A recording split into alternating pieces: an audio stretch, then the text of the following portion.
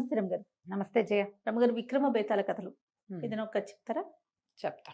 Original స్టోరీస్‌లో నుంచి ఒక story చెప్తా. పట్టుబదలని విక్రమార్కుడు మళ్ళీ లోపలికి నడిచాడు. శ్మశానం లోపలికి చెట్టెక్కాడు. బేతాళుడు ఆవహించి ఉన్న మృత కళేబరాన్ని భుజాన్నేసుకున్నాడు. నడవడం మొదలుపెట్టాడు. నీ ఓపికకి మెచ్చుకుంటున్నాను రాజా, నీకు మార్గాయాసం తెలియకుండా ఒక కథ చెప్తానన్నాడు. పూర్వము విద్యాపురం అని ఒక పెద్ద మహానగరం ఉండేది. దానికి కార్తికేయుడు అని ఒక రాజుగారు ఉన్నారు. రాజుగారికి మహాద్భుత సౌందర్యవతి అయిన భగవతి అనే ఒక కూతురు. పిల్ల భలే అందగత్తె.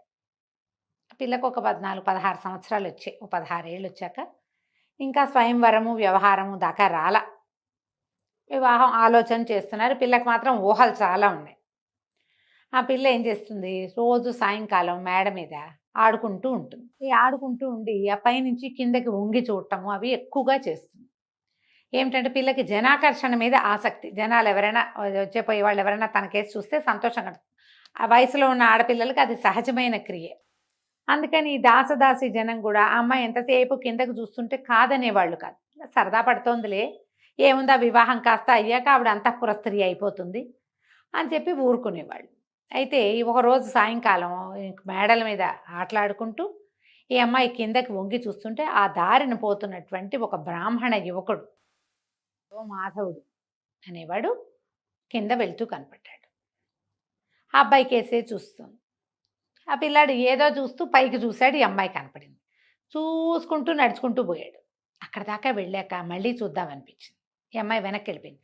మళ్ళా వాడు వెనక్కి వచ్చాడు. ఈ అబ్బాయి ఉన్నాడో లేదో చూద్దామని మళ్ళీ చూస్తే వాడు వెనక్కి వస్తూ కనపడ్డాడు. వాడు అటు నడిచి ఇటు నడిచి ఇటు నడిచి అటు నడిచి 10 సార్లు అక్కడే పచారులు చేస్తే ఆ పిల్ల పైనుంచి కిందకు చూస్తూ ఇక వాడి చూపులు మార్చుకున్నారు ఇద్దరు. ఆ ఊళ్ళో ఏదో ఒక పెద్ద జాతర లాంటిది జరిగింది. ఈ జాతర చూడ్డానికి రాకుమార్తెని కొద్దిపాటి పరివారంతో పంపించారు రాజుగారు. నలుగురిలోకి వెళ్ళాలి కదా. వెళ్తే ఈ జాతరలో అర్చన చేసే బ్రాహ్మణ సమాజంలో ఒక పెద్ద ఆయన కుమారుడే ఈ మాధవుడు. ఈ భగవతిని ఆ అమ్మాయి రాజకుమార్తె వస్తుందని తెలిసి వాడు అక్కడే కాపు కాసి ఆ అమ్మాయి కళ్ళలో కళ్ళు పెట్టి చూడడం, అటు ఇటు నడిచారు, చూసుకున్నారు. ఎట్లా రాజకుమార్తె దగ్గరికి వెళ్ళాలి. ఆమె చుట్టూతో 10 మంది దాదులు, 25 మంది చెలికత్తెలు, 100 మంది సైనికులు, కత్తి కటార్లు పుచ్చుకున్న వాళ్ళు. చూడగలడు కానీ ఇంకేమీ చేయలేడు. ఆ అమ్మాయిని ఎక్కడో రాశాడు కలుద్దామా అని. ఆ అమ్మాయి కలుద్దాము అని రాసింది. కానీ ఎక్కడ ఆ అమ్మాయికి తెలీదు, వీడికి తెలీదు. ఇలా అవకాశం వచ్చినప్పుడల్లా ఎంతసేపు ఒకళ్ళనొకళ్ళు చూసుకుంటూ ఉండేవాళ్ళు. వ్యామోహం పిచ్చి పిచ్చిగా పెరిగిపోయింది. ఎలాగైనా రాజకుమార్తెను చేరాలని ఉంది వాడికి. అయితే వాడు ఏం చేశాడు, తమకి స్నేహితుడైన ఒక ఒక స్నేహితుడు ఒక చోటకి వెళ్తుంటాడు ఒక యోగిని కలవడానికి. ఆ యోగి దగ్గరికి ఈ మాధవుడు కూడా 2-3 సార్లు వెళ్ళాడు. వెళ్ళినప్పుడు ఆయన ఏం చెప్పాడో సందర్భంలో, తీవ్రమైన కోరిక దేని మీదైనా ఉంటే ఆ కోరిక తీర్చేసుకోవాలి అని చెప్పాడు. చెప్తే వీడు ఆ యోగి దగ్గర ఓపెన్ అయిపోయాడు. నాకు రాకుమార్తె మీద ఉంది తీవ్రమైన కోరిక, ఆమెను కలుసుకోవాలని ఉంది, అది ఎలా కలుసుకోవాలో తెలియటం లేదు అని మీరు ఏదైనా సహాయం చేయండి అని కాళ్ళు పట్టుకున్నాడు. యోగి అన్నాడు, ఓ పంచి, నువ్వు స్త్రీ వేషం వేసుకో, నువ్వు నా కూతురు అని చెప్పి రాజుగారికి అప్పచెప్తా. రాజుగారు ఆడపిల్లలు ఎవరైనా గనక తనకు అప్పచెప్పబడితే వాళ్ళని తీసిపోయి అంతఃపురంలో పెడతాడు. కన్యాంతఃపురంలోకి ఆటోమేటిక్గా వెళ్ళిపోతావు. నువ్వు రాజకుమార్తెతోటి కావలసిన నాళ్ళు గడుపు, నేను 6 నెలల తర్వాత 3 నెలల తర్వాత వచ్చి నిన్ను వెనక్కి తీసుకుంటా అని చెప్పి కుర్రాడు ఒప్పుకున్నాడు. రాజకుమార్తెకి ఈ ఏర్పాటు తెలియదు, ఆవిడ తెలియదు, వీడే ఏర్పరిచాడు. వీడి తెలివితేటలే అనమాట. ఈ మాధవుడు ఏం చేశాడు, ఆ యోగితో కలిసి ఆడవేషం వేసుకుని ఆడపిల్లలాగా చక్కగా ఓణి అది వేసుకుని తలకేదో పెట్టుకుని వెళ్ళాడు. వెళ్తే యోగి రాజుగారికి నమస్కారం చేసి, బాబు నేను హిమాలయాలకి తపస్సుకి వెళ్తున్నానండి, 4 నెలల్లో తిరిగి వస్తాను, 4 నెలల పాటు నా పిల్లని రక్షించండి, మీ దగ్గర ఉంచుకోండి. ఈ వచ్చిన పిల్ల ఎట్లా కనపడుతోంది, ఓ 16 సంవత్సరాల ఆడపిల్ల, కన్య, అంటే వివాహం కాలేదు. రాజుగారు అన్నారు, అయ్యో అలాగే, మా భగవతితో పాటే మీ అమ్మాయి కూడా ఉంటుంది, నేను రక్షిస్తానుగా అన్నాడు. మాధవి అని పేరు పెట్టి ఈ మాధవుణ్ణి అంతఃపురంలోకి ప్రవేశపెట్టారు. వీడు లోపలికి వెళ్ళాక ఈ మిగిలిన ఆడవాళ్ళకి ఎవరికీ తెలియకుండా ఒకనాటి రాత్రి తన స్వరూపం చూపించేశాడు యువరాణికి. ఇక ఇద్దరూ కలిసి ఉండటం మొదలుపెట్టారు. పగల ఆడవేషంలో తిరిగేవాడు, రాత్రి తన వేషంలోకి దిగిపోయేవాడు. రాజకుమార్తెతోటి స్వేచ్ఛా విహారం చేశాడు వాడు. 2 నెలల పైన గడిచినాయి. ఇంతలో ఏమైంది, ఈ రాజుగారికి మంత్రి గారు ఉన్నారు కదా, మంత్రులు ఉంటారు ప్రతి రాజ్యంలో, మంత్రి గారి కుమారుడు గుణశర్మ. ఆ గుణశర్మ మహాద్భుతంగా చదువుకున్నాడు, శాస్త్ర విద్యలన్నీ అయినాయి, మామూలు తెలివి కాదు. రాజుగారికి ఒక మంత్రాంగంలో హెల్ప్ చేశాడు. అయితే రాజుగారికి నీకు ఏదైనా నాకు కావాల్సింది అడగబోయి, రేపు పొద్దున నువ్వే మంత్రి అనుకో, నీకేం కావాలంటే అది ఇస్తానన్నాడు. అనగానే నాకు ఎప్పటి నుంచో రాజకుమార్తెని వివాహం చేసుకోవాలనుంది, రాజకుమార్తెనిచ్చి నాకు పెళ్లి చేయండి అన్నాడు గుణశర్మ. అనేసరికి రాజుగారు తెల్లబోయి, అలా ఎలాగోయ్, రేపు నువ్వు మంత్రివి కాబోతావు, పైగా నువ్వు బ్రాహ్మణుడివి, క్షత్రియ కన్యను ఎట్లా వివాహం చేసుకుంటావు, అయితే నాకు ఏ కన్య అయినా పర్వాలేదన్నాడు. అయితే మా అమ్మాయి లాంటి అద్భుత సౌందర్యవతి ఇంకొక పిల్ల ఉంది, ఆ పిల్లనిచ్చి నీకు పెళ్లి చేస్తా, నువ్వు ఇది అడిగావు, కన్యాదానం అడిగావు, నా దగ్గర ఇంకో కన్య ఉంది, ఆ కన్యనిచ్చి దానం చేస్తానన్నాడు. అనేసరికల్లా కొద్దిగా పెద్దగా మంత్రి గారి అబ్బాయికి నచ్చలేదు, కానీ సరే ఆ పిల్లని చూశాడు. చూసేసరికల్లా అది యువరాణి కంటే అదే బాగుంది, ఆ రెండో పిల్లే. సరే ఆ పిల్లని పెళ్లి చేసుకుంటానన్నాడు. ఇంకేముంది, మాధవినిచ్చి గుణశర్మకి పెళ్లి చేశారు. ఈ మాధవి వేషంలో ఉన్న మాధవుడు, అయ్య బాబాయ్ నా గుట్టు బయటపడుతుందిగా రేపొద్దున, భర్త దగ్గరికి వెళ్తే తెలిసిపోదు మగవాడని. ఏమన్నది, ఆ రోజు పొద్దున వివాహం అయిపోయింది, యువరాణి వలవల ఏడ్చింది, నువ్వు బాధపడకు, నేను ఎట్టాగొట్టా వీడిని వదిలించుకుని నీ దగ్గరికి వస్తానని చెప్పి ముందు ఇంట్లో వీళ్ళ రాజుగారింట్లో నుంచి బయటకు వెళ్ళిపోయి మంత్రి గారింట్లో ప్రవేశించింది మాధవి. మంత్రి గారింటికి వెళ్ళి పొద్దున వివాహం అయింది. పునఃసంధానం ఏర్పరిచినప్పుడు ఏం చెప్పింది, బాబు మంత్రి గారి అబ్బాయితోటి, కాదండి నాకు ఒక రకమైన చర్మ వ్యాధి వచ్చింది, ఇది చాలా సమస్య, మా తండ్రి దీనికోసమే తపస్సు చేయడానికి హిమాలయాలకు వెళ్ళాడు, అన్ని పుణ్యనదుల తీర్థాలు నా మీద చల్లితే నాకు అది పోతుంది, దీనికి ఒక 2-3 నెలల పాటు మీరు అన్ని నదులకి వెళ్ళి స్వయంగా నీళ్లు తెచ్చిపోయండి నా మీద, ఈ లోపల యోగి వచ్చేస్తాడు, వీడి ఆలోచన అది అని చెప్పేసరికి, సరే నువ్వు మా అమ్మ నాన్న దగ్గరే ఉండు, నేను అన్ని నదుల్లోంచి నీళ్లు పట్టుకొస్తానని గుణశర్మ ఈ భార్యని ఇక్కడ దిగబెడిచి తండ్రి గారి దగ్గర వెళ్ళిపోయాడు. ఇప్పుడు మంత్రి గారి కోడలు రాజుగారి అమ్మాయిని కలుసుకోవడానికి వీల్లేదు. ఇంతకుముందు ఆ అమ్మాయి కన్య, ఈ రెండోది కన్య, కాబట్టి ఈ 2 కన్యలు కలిసి ఒక గదిలో ఉండొచ్చు. ఇప్పుడు అమ్మాయి వివాహిత, మంత్రి గారి కోడలు, అక్కడ వాళ్ళ ఇంట్లో పెద్దవాళ్ళని చూసుకోవాలి, గృహిణీ ధర్మాలన్నీ నిర్వర్తించాలిగా. ఈ నిర్వచనం కోసం ఆ అమ్మాయి అక్కడ ఉండిపోయింది. యువరాణి మళ్ళీ ఖాళీగా ఉంది. కొన్నాళ్ళు ఒక 2-3 నెలలు ఇతనితో గడిపింది, సరదా తీరి ఊరుకుంది. ఇంతలో ఏమైంది, యోగి వచ్చాడు వెనక్కి. ఇంకో 2 నెలలు గడిచేశారు కల్లా. ఏమన్నాడు, యోగి తనతో పాటు ఒక శిష్యుడిని తీసుకొచ్చి మహారాజు గారి దగ్గరికి వెళ్ళి, అయ్యా మా అమ్మాయిని మాకు పంపించండి, పిల్లకి ఇంకా ఉండని ఇక్కడే, రాజుగారి నిర్ఘాంతపోయాడు, ఇప్పుడు ఏం చెప్పాలా అని. పిల్లకి పెళ్లి చేసేసాడు, తన కూతురు బదులు ఆ పిల్లకి పెళ్లి చేశాడు. ఈ లోపల యోగి గారు అన్నాడు, మరేం లేదండి, ఇగో నా శిష్యుడు, వీడు నాకు చాలా ప్రీతముడైన వాడు, వీడికి నా విద్యంతా నేర్పించా, నా తపస్సంతా ధారపోసా, మీరు మా పిల్లని కనుక నాకు అప్పచెప్తే పిల్లనిచ్చి వీడికిచ్చి పెళ్లి చేస్తాను అన్నాడు. అనగానే రాజుగారు గతుకుమన్నాడు. ఆ పిల్లకేమో తను పెళ్లి చేసేసాడు. ఏమన్నాడు, అయ్యా క్షమించండి, ఏదో ఒక పరిస్థితిలో మా మంత్రి కుమారుడికి ఇచ్చి మీ అమ్మాయినిచ్చి వివాహం చేశాను, మీరు ఇతరత్రా భావించవద్దు, రాకుమార్తెనిచ్చి మీ శిష్యుడికి పెళ్లి చేస్తాను నేను. ఇప్పుడు నేను మాట తప్పే పరిస్థితి వచ్చింది, ఇంకో దారి లేదు, కాబట్టి ఇక తప్పనిసరి అయినా సరే మీకు ఇచ్చి మీ శిష్యుడికి ఇచ్చి వివాహం చేస్తానని పొద్దున్నే పెళ్లి చేసేసాడు. అన్ని తొందరైనా పెళ్ళైపోయింది. పెళ్ళైపోగానే ఈ లోపల అందరికీ తెలిసింది రాకుమార్తె పెళ్ళైపోయిందో అని. అయిపోగానే మంత్రి గారింట్లో కూడా తెలిసిపోయింది. మంత్రి గారింట్లో కోడలి వేషంలో ఉన్న మాధవుడు లవో దిబోమని పరిగెత్తుకుంటూ వచ్చేసాడు. రాకుమార్తెకి పెళ్ళి ఎలా చేస్తారు, నేను ఆమెను ప్రేమించాను, నేను ఆమెతో గడిపాను, ఆమె నాతో గడిపింది, ఈ పెళ్లి చెల్లదు, ఈ పిల్ల నాది అన్నాడు. రాజుగారి నెత్తి మీద చేతులు పెట్టుకుని కూర్చున్నారు. ఇక్కడ దాకా చెప్పాడు పేతాళ్ళు. ఇప్పుడు చెప్పు, రాకుమార్తె ఎవరికి చెందుతుంది, మాధవి స్వరూపంలో ఉన్న మాధవుడికా, యోగి గారి శిష్యుడికా అనేసరికి విక్రమార్కుడు అన్నాడు, అమ్మాయితో నువ్వు ఎలా గడిపావనేది కాదు, శాస్త్రవిహితంగా వివాహం జరిగిందా లేదా అనేదే ముఖ్యం. అమ్మాయిని తండ్రి కనుక కన్యాదానం చేస్తే ఆ పెళ్ళే చెల్లుతుంది. అమ్మాయితోటి దొంగతనంగా వాడు ఎక్కడో ఏదో చేస్తే దాన్ని పెళ్ళనడానికి వీల్లేదు. గాంధర్వ విధిని వివాహం చేసుకుంటే వేరే కథ, ఇది వివాహం జరగల, ఇవి నాతో గడిపింది అంటున్నాడు, కాబట్టి అది చెల్లదు. యోగి గారి కొడుకే అల్లుడు, యోగి గారి శిష్యుడే రాజుగారి అల్లుడు, మాధవుడిని తన్ని తగిలేయటమే అని చెప్పాడు. కథ కంచికి మనం ఇంటికి. ఇది వినంగానే బేతాళుడు భలే సరిగ్గా సమాధానం చెప్పావు. ధర్మశాస్త్రం ప్రకారం తండ్రి ఈ పిల్ల నాది, నేను దీన్ని నీకు ఇస్తున్నాను అని ఎవరి చేతిలో అయినా పెడితేనే ఆ పెళ్లి చెల్లుతుంది. వీరు ఇతరత్రా ఏ వ్యవహారాలున్నా చెల్లదు. ఒకవేళ వాడు పెళ్ళే చేసుకుంటే అది వేరే కథ. ఆమె వివాహితగా చెలామణి అయితే అది వేరే కథ. అది కానప్పుడు ఆమె కన్యాంతఃపురంలో ఉండి కన్యగానే చెలామణి అవుతే తండ్రి చేసిన పెళ్ళే చెల్లాలి. చాలా బాగా చెప్పావు. కాకపోతే నువ్వు మౌనభంగం చేసావు కదా రాజా, నేను వెళ్ళిపోతున్నానని బేతాళుడు రయ్యమని మళ్ళీ చెట్టెక్కాడు. విక్రమార్కుడు మళ్ళీ వెనక్కి తిరిగాడు. కథ కంచికి మనం ఇంటికి. నమస్తే రమ్మగారు. నమస్తే రమ్మగారు. నమస్తే జయ. రమ్మగారు, మనం ఖలీఫా స్టోరీస్ చెప్పుకునే వాళ్ళం. ఏదన్నా 1, 2, 3 భాగాలు ఉంటాయి. సరదాగా ఉంటాయి. అవును. హారూన్ అల్ రషీద్ రాజ్యం చేస్తున్నప్పుడు ఒక రత్నాల వ్యాపారి ఒక ఆయన ఉండేవాడట. చాలా ధనవంతుడు. ధనంతో తులతూగుతూ ఉండేవాడు. ఆయన ఎక్కడెక్కడెక్కడ నుంచో రత్నాలు, వజ్రాలు, ముత్యాలు, ఇంకా ఏమిటో అవన్నీ ఇది చేసుకుని పైనుంచి తెప్పించుకుని ఇక్కడ పెద్ద వ్యాపారం చేసేవాడు. చాలా గొప్ప పేరుండేది ఆయనకి. అయితే కాలక్రమాన ఆయన మరణించాడు. ఆయనకు ఒక కుమారుడు ఉన్నాడు, మహమ్మద్ అలీ వాడి పేరు. ఈ మహమ్మద్ అలీ మంచి బుద్ధిమంతుడు. తండ్రి వదిలిపెట్టిన వ్యాపారాన్ని ఎంత బాగానో చేసుకునేవాడు. చాలా శ్రద్ధగా బంగారు వ్యాపారం, బంగారపు మరి అవే కదా రత్నాలు, అవేంటే బంగారంలోనేగా తాపడాలు.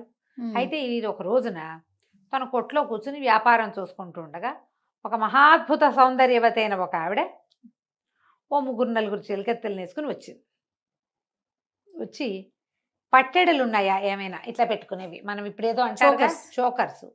ఈ చోకరు ఇక్కడే ఉండకుండా అది ఇట్లా కిందకు వచ్చేది అనమాట. పెద్దది, భారీ చోకర్లు, అద్భుతమైన చోకర్లు చూపించమంటే వాడి దగ్గర 150 రకాలు ఉన్నాయట. అన్నీ చూపించాడు. అంటుంది ఆవిడ. ఏమి నచ్చట్లే. ఈ లోపల ఈయనకి అమ్మాయి ఆవిడ మీద చాలా మనసు అయిపోయింది.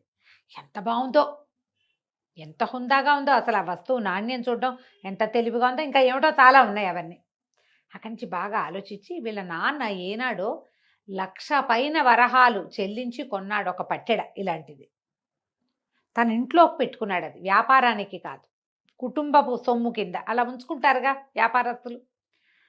పరిగెత్తుకుంటూ ఇంట్లోకి పరిగెత్తుకెళ్ళి లోపలికెళ్ళి ఆ తండ్రి 1,00,000 పైగా దినారాలు పెట్టి కొన్న పట్టెడని పట్టుకొచ్చాడు. పట్టుకొచ్చి చూపించేసరికి ఆవిడ ఎగిరి గంతేసింది. ఇదే నాకు కావాలి, ఎప్పటి నుంచో నా కళ్ళలో కూడా ఇదే కనపడుతుంది, నాకు ఇలాంటిదే, ఇదే కావాలని ఆ పట్టెడ తీసుకుంటానని రేటు అనేసరికల్లా ఇంకొంచెం తెగించి బాగా వద్దు అది రేట్ ఏం కట్టకండి, మీకు నచ్చితే చాలు ఇచ్చేస్తానంటే ఆవిడ ఒప్పుకోలే. అసలు ఇది ఎప్పుడు కొన్నారు, ఎక్కడ కొన్నారు, ఇది ఎందుకు కొట్లో లేదు, ఇంట్లో ఎందుకుంది, అవన్నీ ప్రశ్నించి మీ నాన్న 1,00,000 పైన కొంటే దానికి 5% వడ్డీ వేసి ఇస్తాను నేను నీకు, కాకపోతే ఇప్పుడు నేను డబ్బులు తేలేదు కదా, నువ్వు మా ఇంటికి రా, నీకు డబ్బులు ఇస్తానంది. సరే వచ్చాడు ఆవిడతో పాటు. వస్తే ఆవిడ మంచి పెద్ద బ్రహ్మాండమైన మహలు ఆవిడది. బస్ లోపల నుంచి డబ్బులు తెప్పించబోయింది. ఇతను ఏమన్నాడు, కొంచెం బాగా తెగించి ఆ డబ్బు వద్దు, వస్తువు తీసుకో, నువ్వు నా దానివైతే చాలు అని అడిగాడు. అడిగేసరికి ఆవిడంది, నాకు మాత్రం నువ్వు నచ్చలేదనుకున్నావా, అసలు నీతో మాట్లాడడానికే మీ కొట్లోకి వచ్చాను, నేను ఎప్పటి నుంచో నిన్ను చూస్తున్నాను, కాకపోతే నాతో పెళ్ళంత సులువు కాదు, నేను ఖలీఫా దగ్గరుండే జాఫర్, ఖలీఫాకు మంత్రి ఒక వేత్రహస్తుడు ఉంటారు ఖలీఫా దగ్గర, మస్రూరు జాఫర్ అని మన అన్ని కథల్లో కనపడతారు వీళ్ళు. జాఫర్ చెల్లెల్ని నేను. అంత సులువు కాదనగా నేను కాళ్ళు చల్లబడిపోయినాయి. జాఫర్ చెల్లెల్ని పెళ్లి చేసుకోవడం అంటే మామూలా, ఆయనేమో ఖలీఫా పక్కనే ఉంటాడు, ఆ చెల్లెలంటే ఎంత టాప్ క్లాస్. అయితే వీళ్ళ చెల్లెళ్ళు అంటే ఏమిటంటే స్వయానా చెల్లెలు అవ్వక్కర్లా, తండ్రి గారి 4వ భార్య సంతానం కూడా కావచ్చు కదా. ఎక్కువ మంది రాణులు ఉండటం, భార్యలు ఉండటం వాళ్ళ సంప్రదాయం కదా. సరే ఈ అమ్మాయి ఏమంది, నేను పెద్దింటిదానైతే మాత్రం నాకు ఆ మాత్రం సాహసం లేదా, నువ్వు టెన్షన్ పడకు అని చెప్పి కాజీని పిలిచి అప్పటికప్పుడు పెళ్లి చేసేసుకుంది ఆయన్ని. అయ్యో, వాళ్ళ పెళ్ళి ఏముంది, అదేదో చదివితే అయిపోతుంది, సింపుల్ కదా. కాజీ వచ్చి అదేదో చదువుతారు, ఏమిటో మరి మంత్రాలు లాంటివే, వాళ్ళదేదో ఒక పాఠం ఉంటుంది, వివాహ పాఠం, అది చదివి కుబూల్ హై అంటారు అంతే. మన గంధర్వ వివాహం లాగానే, ఒక మాదిరి గాంధర్వం లాగా. గాంధర్వంలో మధ్యలో ఉండరు, ఇక్కడ మధ్యలో కాజీ ఖచ్చితంగా ఉండాలి. ఓకే.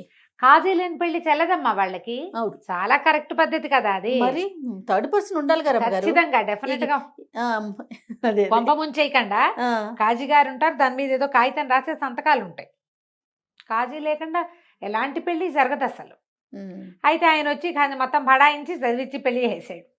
పెళ్లి చేస్తే ఇక ఇంకా ఇతను ఇంటికి వెళ్ళాల, ఆ కొట్లోకి వెళ్ళాల, హాయిగా పెళ్ళాంతో పాటే ఉన్నాడు. ఆవిడ స్వర్గ సౌఖ్యాలు చూపించింది ఇతనికి. నెల రోజులు, నెల 15 రోజుల పాటు ఉండిపోయాడు. ఈ లోపల బయటికి ప్రచారం అయింది, మంత్రి గారి చెల్లెలు పెళ్లి చేసేసుకుందో హోయ్ అని. అయితే ఏమైంది, ఒకనాడు ఈవిడ స్నానానికి వెళ్ళింది. వీళ్ళ స్నానాలు కొంచెం డిఫరెంట్ స్నానాలు కదా, కొంచెం వేడి నీళ్ళు, దాని ఏమంటారు ఆవిర్లు, మసాజులు, వ్యవహారాలు చాలా ఉన్నాయి. ఆవిడ స్నానశాలకు వెళ్ళాల, వాళ్ళ ఇంట్లోనే బ్రహ్మాండమైన స్నానశాల ఉంది. అదో 2-3 రోజువారీ చెయ్యరు కదా, నెలకో ఎప్పుడో చేస్తారు.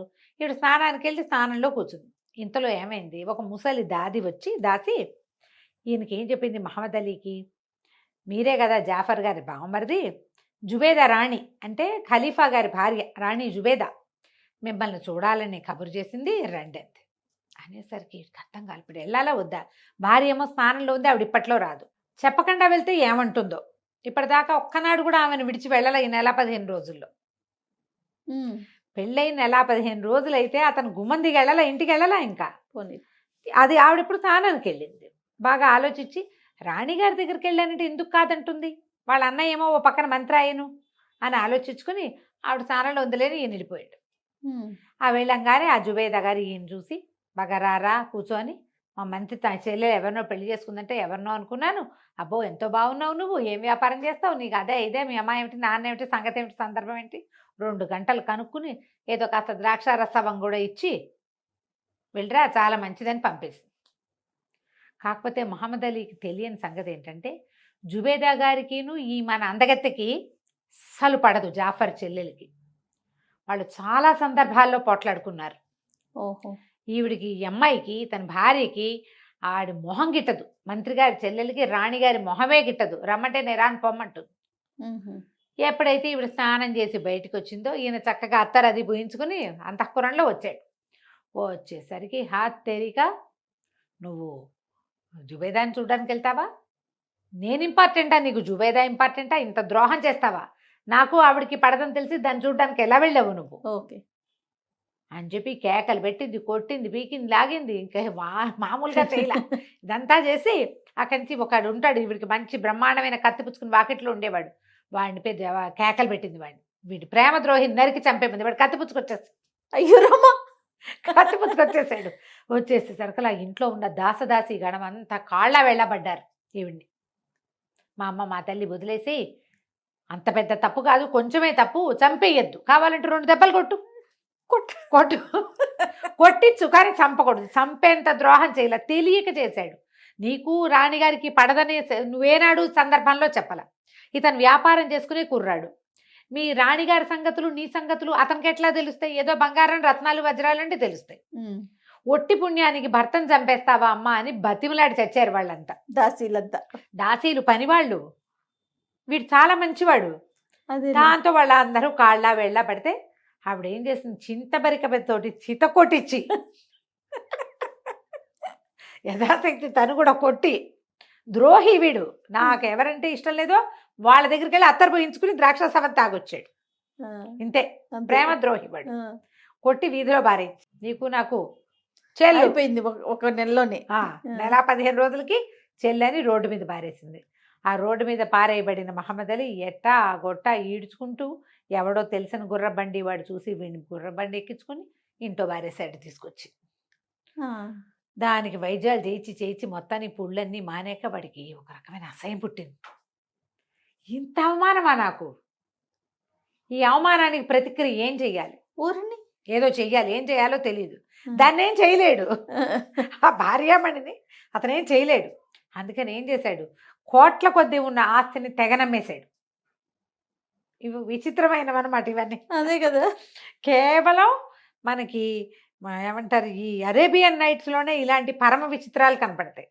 మామూలుగా పగ తీర్చుకోవడం అంటే మనం ఏమనుకుంటాం, ఇంకో 2-3 పెళ్లి చేసేసుకోవటం కనీసం ఒకటి, కనీసం లేకపోతే వాళ్ళ ఇంటి మీద రాళ్ళు రప్పలు వేసి దాన్ని ఏదో గొడవకి చేయటం. వీడు డిఫరెంట్ ప్రతీకారం తీర్చుకున్నాడు. బాగుంది రమ్మగారు. ఏం చేశాడు, ఆస్తంతా అమ్మే అవతల పారేశాడు. మొత్తం పూచికపులతో సహా అమ్మేసి కొన్ని కోట్ల రూపాయలు చేర్చాడు. 100 మంది బానిసల్ని కొన్నాడు. ఈ బానిసల్లో ఖలీఫా లాగా దగ్గర ఉండేటువంటి జాఫర్ లాగా ఉండేవాడిని ఒకడిని, వేత్రహస్తుడు అంటే కర్ర పుచ్చుకుని ఖలీఫా వచ్చారు హోయ్ అని చెప్పే మస్రూరు, పరమ ప్రాణం ఆయనకి ఖలీఫాకి. ఆ మస్రూర్ లాగా ఉండేవాడిని ఒకడిని, 2 ప్రత్యేక బానిసల్ని పెట్టుకున్నాడు. అక్కడి నుంచి ఏం చేసేవాడు, ప్రతి పౌర్ణమి నాటి రాత్రి వీడు ఖలీఫాలాగా బట్టలు, ఖలీఫాలాగా వ్యవహారం అంతా ఏర్పరచుకుని ఈ 100 మంది బానిసలు వెంట రాగా ఆ మస్రూరు జాఫర్ లాగా ఉన్న వాళ్ళని కూడా వెంబడ పెట్టుకుని టిగ్రిస్ నది మీద నౌకాయానానికి వెళ్ళేవాడు. ఖలీఫాయే వచ్చాడు అనుకునే వాళ్ళందరూ. వాడు నేను ఒక అంటే ఖలీఫాకి నకలుగా జీవించి ఆ అవమాన భారాన్ని తగ్గించుకోవాలనుకున్నాడు.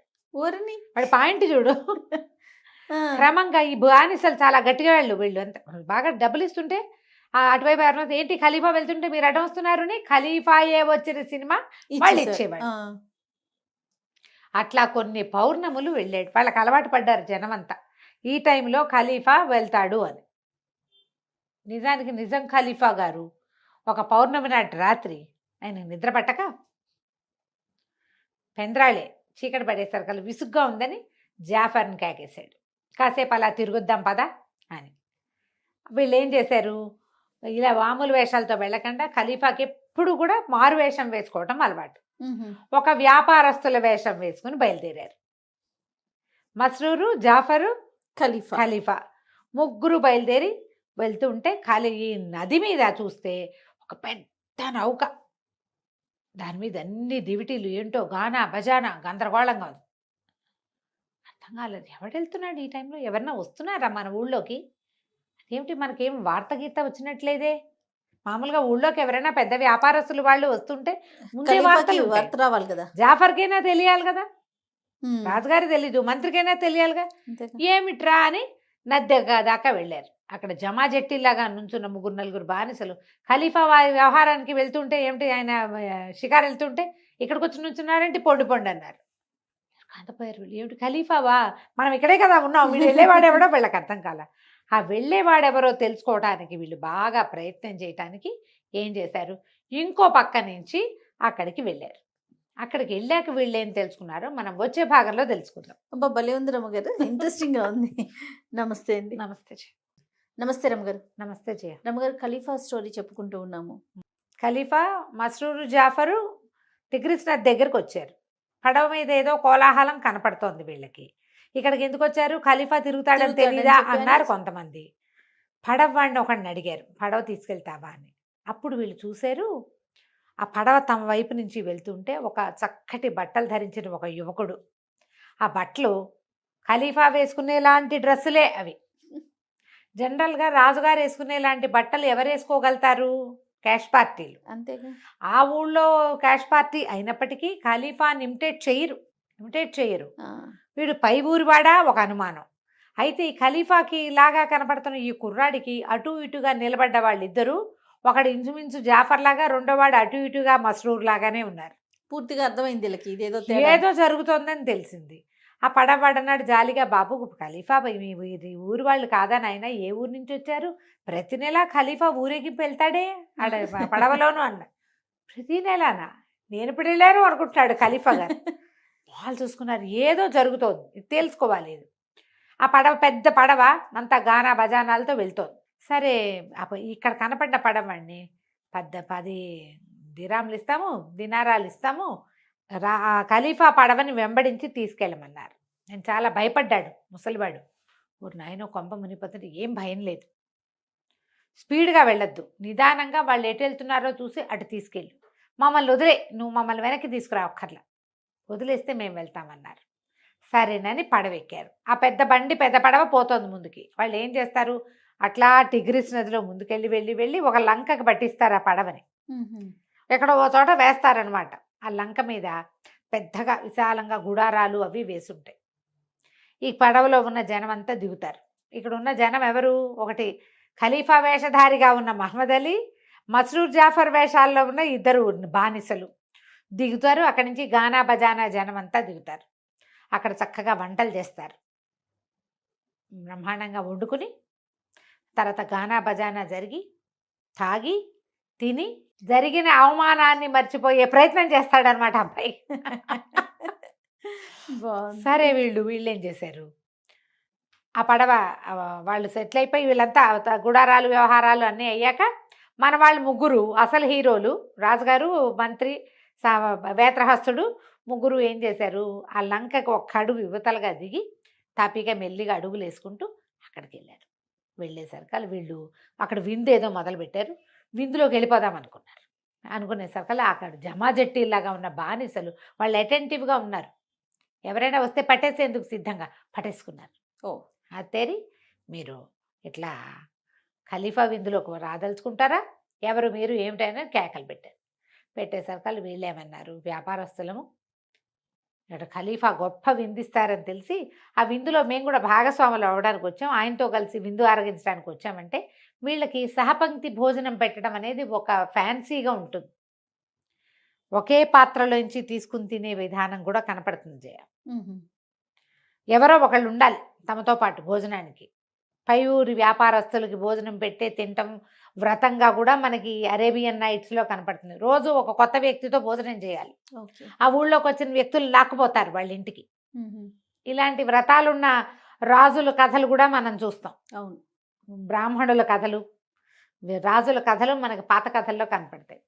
సరే ఏదో కోలాహలంగా ఉండేసరికల్లా ఏమిటని ఆయన కేకలు పెట్టాడు మహమ్మద్ అలీ.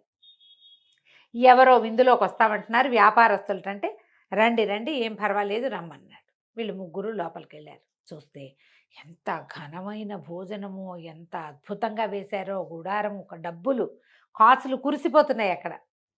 ఈ మహమ్మద్ అలీ లక్షణంగా ఉన్నాడు.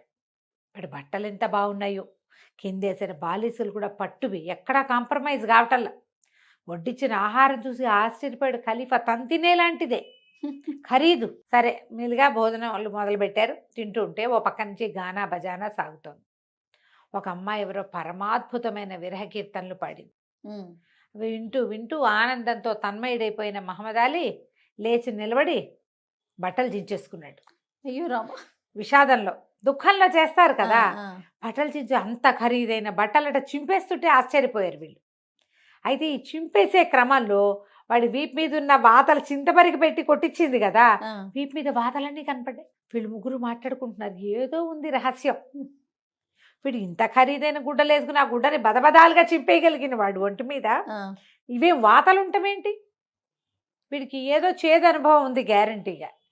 ఏం జరిగి వీడు ఇలాంటి వ్యవహారంలోకి దిగాడు అనేది మనం మాట్లాడుకోవాలని వీళ్ళు మాట్లాడుకుంటుంటే ఖలీఫా మహమ్మద్ అలీ అన్నాడు, మీరు ఇట్లా స్నేహితులారా భోజనానికి వచ్చి మీరు మాట్లాడుకోకూడదు, ఏదైనా నాతో మాట్లాడాలి అనగానే ఖలీఫా గారు కొంచెం జోరుగానే అడిగాడు, కాదు స్నేహితుడా, నువ్వు ఇంత అత్యద్భుతమైన విందిచ్చావు, ఇంత బ్రహ్మాండమైన గానా బజానా సాగుతోంది, నువ్వు పోసిన సారాయి కూడా ఖలీఫా లెవెల్కి తగ్గకుండా ఉంది, నీ వస్త్రాలు అంతకంటే అమోఘంగా ఉన్నాయి, నువ్వు చింపేసుకోవడం మరీ విచిత్రంగా ఉంది, చింపేసుకుని నీ బట్టల వెనకాల ఉన్నటువంటి వాతలను చూస్తే ఆశ్చర్యంగా ఉంది, ఏదో చేదనుభవం నీకు లభించే ఉంటుందని మేము నమ్ముతున్నాం, అదే మేము మాట్లాడుకుంటున్నాం అనగానే విషాదంగా నవ్వాడు మహమ్మద్ అలీ. నా సంగతి చెప్పుకోవాలి, ఎవరికైనా చెప్పుకోవాల్సిన కథే నాది అని గానా బజానా ఆపిచ్చేశాడు. మీరు వచ్చి నా దగ్గర కూర్చోండి అన్నాడు. కూర్చుంటే బ్రహ్మాండమైన వ్యాపారస్తుడిని, ఫలానా కొట్టు నాదేనగానే వీళ్ళు ఆశ్చర్యపోయారు. వీళ్ళకి తెలుసు రత్నాల వ్యాపారస్తుడు వీళ్ళ నాన్న, వీడు కుర్రాడు కాబట్టి వీళ్ళకి ప్రత్యేకంగా తెలియదు, కానీ అసలు రత్నాల వ్యాపారస్తుడి కుర్రవాడి తండ్రి మహమ్మద్ అలీ తండ్రి చాలా ప్రఖ్యాతి పొందినవాడు. ఖలీఫా పెళ్ళిళ్ళప్పుడు బంగారం తెచ్చిపెట్టిన వాడు అతనే. ఆయనకు ఆశ్చర్యం వేసి, వీడు మన స్నేహితుడు కొడుక, వీడి పరిస్థితి ఏమిటి ఇట్లా? అప్పుడు నేను ఒక అమ్మాయిని ప్రాణప్రియంగా ప్రేమించాను, మా నాన్న కొన్న లక్షలాది వరహాల ఖరీదున్న బంగారు పట్టెడని ఆమెకే సమర్పించాను, ఆమెమో నన్ను పెళ్లి చేసుకుంది, నేను ఆమెతోటే గడిపాను. ఒకనాడు జుబేదారాణి కబురు చేస్తే రాణి అంటే ఆమె స్నానం నుంచి వచ్చేసరికి నేను కనపడకపోతే బాధపడతాను తెలుసు నాకు, కానీ రాణిగారి మాట కాదట్టమేలాగా? రాణి దగ్గరికి వెళ్ళానంటే సంతోషిస్తుంది అనుకున్నాను. ఆ రాణికి ఆవిడకి పడదు అనగానే జాఫర్కి అర్థమైంది ఇది మన చెల్లె అని. ఏదో విన్నారు చెల్లెలు పెళ్లి చేసుకుందని వదిలేసిందని. ఏం జరిగిందో వాళ్ళకి తెలియదు. ఇప్పుడు అర్థమైంది. ఆమె నన్ను చితకొట్టించింది. నా ఒంటి మీద ఉన్న దెబ్బలన్నీ అవే. మరి ఇంకేం చేయను? అవమానం నుంచి తేరుకోవటానికి, నేను బాగా రంజించటానికి నా మనసు, నేను ఈ మార్గాన్ని ఎన్నుకున్నా. ఇప్పటికి సంవత్సరంగా ఖలీఫా లాగా నేను ఇదే చేస్తున్నాను. వీళ్ళు ఆశ్చర్యపోయారు, ఏడాది నుంచి సరుతుంటే మనకు తెలియట్లేదురా నాయన. సరే ఆయన్ని బాగా చేశారు, బాగా సాంత్వన పరిచి మళ్ళీ కలుసుకుందామని మెల్లిగా యువతలకు వచ్చేసారు. వచ్చి వీళ్ళ పడవ తెల్లవారేసరికి దారి పడుతుంది కదా, వీళ్ళ పడవలోనే ఎక్కి వెనక్కి వచ్చారు. మర్నాడు ఏం చేశాడు ఖలీఫా, సభ తీర్పిచ్చి మహమ్మద్ అలీని పిలిపించాడు. అతనితో పాటు జాఫర్ చెల్లెల్ని కూడా రమ్మన్నారు. ఓహో, చూపించారు. ఈ మనిషిని ఎరుగుదువా అని అడిగారు. వీడెవడో నాకు తెలియదు అంది ఆవిడ, కొట్టించి కూడా. అప్పుడు ఆయన, నువ్వు నిన్న రాత్రి మాకేం చెప్పావు అది సభకి చెప్పాలి. నువ్వు ఓ పిల్లని ప్రేమించి దాన్ని వివాహం చేసుకుని దానికి ఇంత బంగారం ధారపోసి ఒక తెలియక చేసిన ఒక పొరపాటుకి ఇలాంటి శిక్ష అనుభవించండి. వీడు అనుభవిస్తున్నాడు, ఇంకా స్టిల్ అవమానంలోనే ఉన్నాడు. పోని కొడితే కొట్టింది, మళ్ళీ కావలించుకుంటే వీడికి వచ్చిన అభ్యంతరం ఏం లేదు. అన్నీ కొట్టి తర్వాత ఐఎమ్ సారీ అంటే కోపంలో కొట్టానంటే సరిపోతుంది. ఇప్పుడు అవే కదా మన సంగతులు, చిత కొట్టేయటం, సారీ అంటాం. అప్పుడు ఇవన్నీ విని అతను ఎంత బాధపడుతున్నాడో, ఏం చేస్తున్నాడో, సంవత్సరంగా తన సంపదంతా ఎట్లా టిగ్రిస్ నది మీద పడవ ప్రయాణంలో వెళ్తూ ఆ దుఃఖాన్ని ఎలా వెళ్ళబోసుకుంటున్నాడో అదంతా తెలుసుకుంది అమ్మాయి. తెలుసుకున్నాక జాఫర్ చెల్లెల్ని అడిగాడు ఖలీఫా, అమ్మాయి ఒక మంచి పెళ్లి కొడుకు, వీడు చాలా మంచివాడు, వీడిని పెళ్లి చేసుకుంటావా అంటే, మీరు చెప్తే ఎందుకు చేసుకోనండి అని అనగానే వెంటనే నేను పిలిచి ఖాజీని పిలిచి జాఫర్ చెల్లెలకి మహమ్మద్ అలీకి పెళ్లి చేసేశారు. మళ్ళీ పెళ్లి చేసి మళ్ళా ఈ జాఫర్ చెల్లెలింటికి మహమ్మద్ అలీని పంపించారు. ఆ తర్వాత అతను బ్రహ్మాండంగా రత్నాల వ్యాపారం చేశాడు. రాజుగారితో చాలా క్లోజ్గా ఉండేవాడు. అప్పటిదాకా ఖలీఫా గారికి టిగ్రిస్ నది మీద పడవలో వెళ్ళటము, ఒక లంకలో గానా బజానా చేయటం ఆ ఊహ కూడా రాల. వీడికి వచ్చింది ఆ ఫ్యాన్సీ ఐడియా. ఆ తర్వాత ఆయన ప్రతి వెన్నెల రాత్రి టిగ్రిస్ నది మీద నౌకాయానాన్ని